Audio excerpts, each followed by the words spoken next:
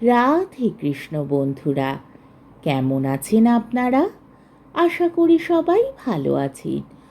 আজকে আবার একটা নতুন ভিডিও নিয়ে হাজির হয়ে গেছি। ভিডিওটি শেষ অবধি দেখার অনুরোধ রইল। আজকের গল্প শরৎচন্দ্র চট্টোপাধ্যায়ের বিখ্যাত ছোট গল্প পথনির্দেশ। আজকে গল্পের দ্বিতীয় পর্ব। আমা স্ট্রিটের ওপর গুণেন্দ্রের প্রকাণ্ড বাড়ি প্রায় খালি পড়িয়াছিল। তেতলার একটা ঘরে সে শয়ন করিত, আর একটায় লেখাপড়া করিত। বাকি ঘরগুলো এবং সমস্ত দ্বিতলটা শূন্য পড়িয়াছিল। নিচের তলায় এক পাচক, দুই ভৃত্য ও এক দারোয়ান এক একটা ঘর দখল করিয়া থাকিত। তদ্ভিন্ন সমস্ত ঘরই তালা বন্ধ। গুণেন্দ্রর পিতা লোহার ব্যবসা করিয়া মৃত্যুকালে এত টাকা রাখিয়া গিয়াছিলেন যে তাহার এক সন্তান না থাকিয়া 10 সন্তান থাকিলেও কাহারও উপার্জন করিবার প্রয়োজন হইত না। সেই টাকা এবং পিতার লোহার কারবার বিক্রয় করিয়া ফেলিয়া সমস্ত টাকা গুণেন্দ্র ব্যাংকে জমা দিয়া নিশ্চিন্ত হইয়া আদালতে ওকালতি করিতে বাহির হইয়াছিল। বেলা 10টা বাজে। তখনও সে কি একখানা বই পড়িতেছিল। ভৃত্য আসিয়া বলিল, বাবু, আপনার চানের সময় হয়েছে, যাচ্ছি বলিয়া গুণেন্দ্র পড়িতেই লাগিল। ভৃত্যটা খানিক পরেই ফিরিয়া আসিয়া বলিল, দুটি মেয়ে মানুষ আপনার সঙ্গে দেখা করতে চান। গুণেন্দ্র বিস্মিত হইয়া বই হইতে মুখ তুলিয়া জিজ্ঞাসা করিল, আমার সঙ্গে? হ্যাঁ বাবু, আপনার সঙ্গে। আপনার। তাহার কথা শেষ না হইতে সুলোচনা ঘরে প্রবেশ করিলেন। গুণেন্দ্র বই বন্ধ করিয়া উঠিয়া দাঁড়াইল। সুলোচনা চাকরটার দিকে চাইয়া বলিলেন, তুই নিজের কাজে যা। ভৃত্য চলিয়া গেলে বলিলেন, গুণী, তোমার বাবা কোথায় বাবা? গুণেন্দ্র অবাক হইয়া চাইয়া রহিল, জবাব দিতে পারিল না। সুলোচনা ঈষৎ হাসিয়া বলিলেন, আমার মুখের দিকে চেয়ে চিনতে পারবে না বাবা। প্রায় 12 বছর আগে তোমাদেরই ওই পাশের বাড়িতে আমরা ছিলাম। সেই বছরে তোমার পৈতে হয়। আমরাও বাড়ি চলে যাই। তোমার বাবা কি দোকানে গেছেন? গুণেন্দ্র বলিল, না, বছর 3 হলো তিনি মারা গেছেন। মারা গেছেন? তোমার পিসিমা? তিনিও নেই, তিনি বাবার পূর্বেই গেছেন। সুলোচনা দীর্ঘ নিঃশ্বাস ফেলিয়া বলিলেন, দেখছি শুধু আমিই আছি। তোমার মা যখন মারা যান তখন তুমি 7 বছরেরটি। তারপর পৈতে না হওয়া পর্যন্ত আমার কাছেই তুমি মানুষ হয়েছিলে। হ্যাঁ গুণী, তোর সইমাকে মনে পড়ে না রে? গুণেন্দ্র তৎক্ষণাৎ মাটিতে মাথা ঠেকাইয়া প্রণাম করিয়া পায়ের ধুলি মাথায় তুলিয়া লইয়া উঠিয়া দাঁড়াইয়া বলিয়া উঠিল, হ্যাঁ মা, তুমি? সুলোচনা হাত বাড়াইয়া তাহার চিবুক স্পর্শ করিয়া নিজের অঙ্গুলির প্রান্তভাগ চুম্বন করিয়া বলিলেন, হ্যাঁ বাবা, আমি। গুণেন্দ্র একখানা চৌকি কাছে টানিয়া আনিয়া বলিল, বসো মা। সুলোচনা হাসিয়া বলিলেন, যখন তোর আশ্রয় এসেছি তখন বসবো বই কি। হ্যাঁ রে, তুই এখনো বিয়ে করিসনি? এবার গুণেন্দ্র হাসিয়া বলিল, এখনো তোর সময় হয়ে ওঠেনি। সুলোচনা বলিলেন, এইবারে হবে। বাড়িতে কি কেউ মেয়ে মানুষ নেই? না। রাধেকে? একজন বামুন আছে। সুলোচনা বলিলেন, বামুনের আর দরকার নেই, এখন থেকে আমি রাঁধব। আচ্ছা, সে কথা পরে হবে। আমার আরও 2-4টে কথা আছে, সেইগুলো বলিনি। আমার স্বামীর এখানকার কাজ যাবার পরে আমরা বাড়ি চলে যাই।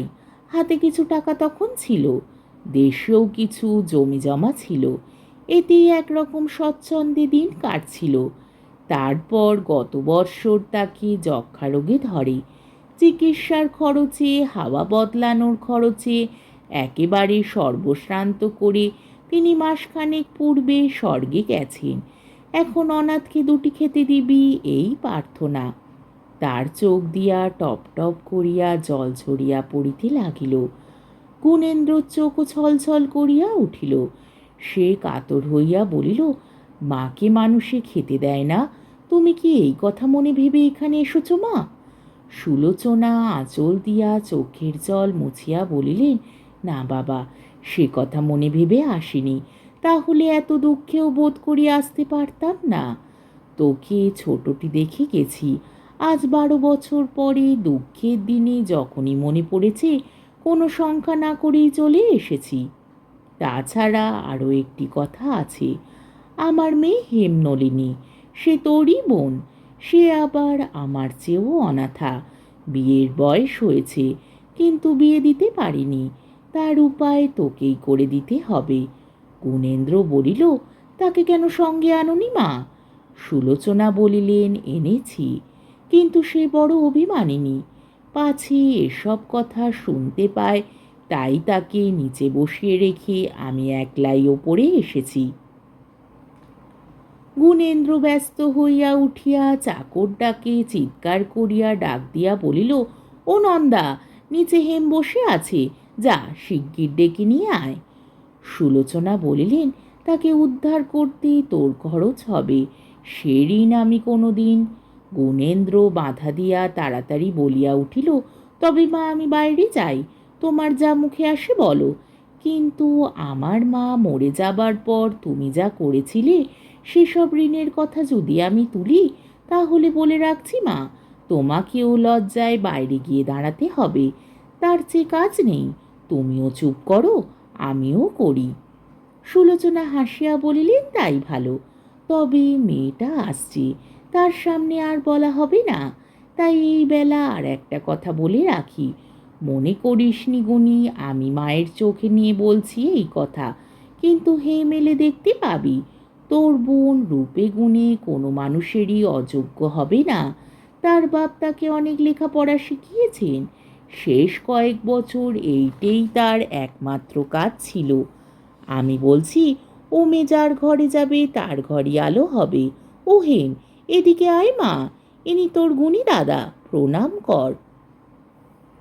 হেম ঘরে ঢুকিয়া গুণেন্দ্রকে ভূমিষ্ঠ হইয়া প্রণাম করিয়া নতমুখে দাঁড়াইল।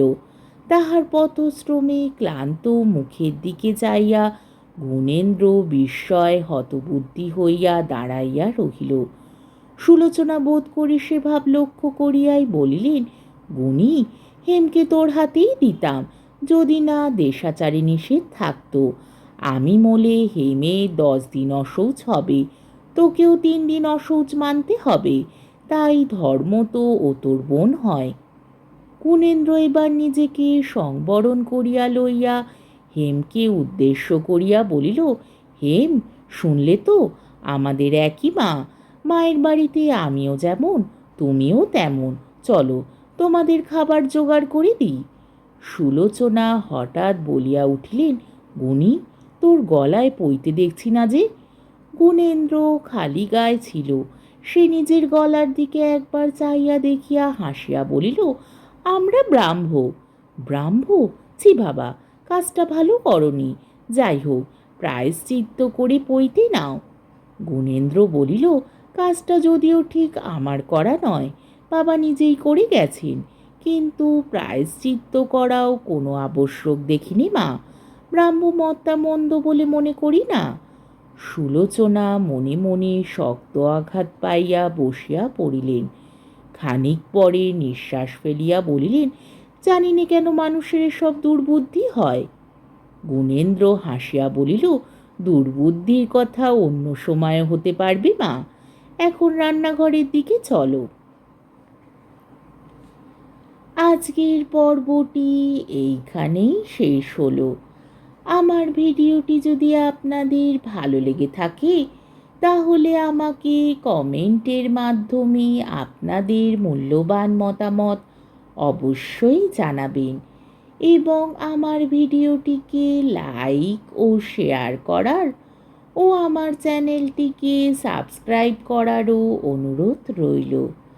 তাহলে আজকের ভিডিওটা এই অবধি, পরের দিন আবার এই গল্পেরই তৃতীয় পর্ব নিয়ে হাজির হয়ে যাব।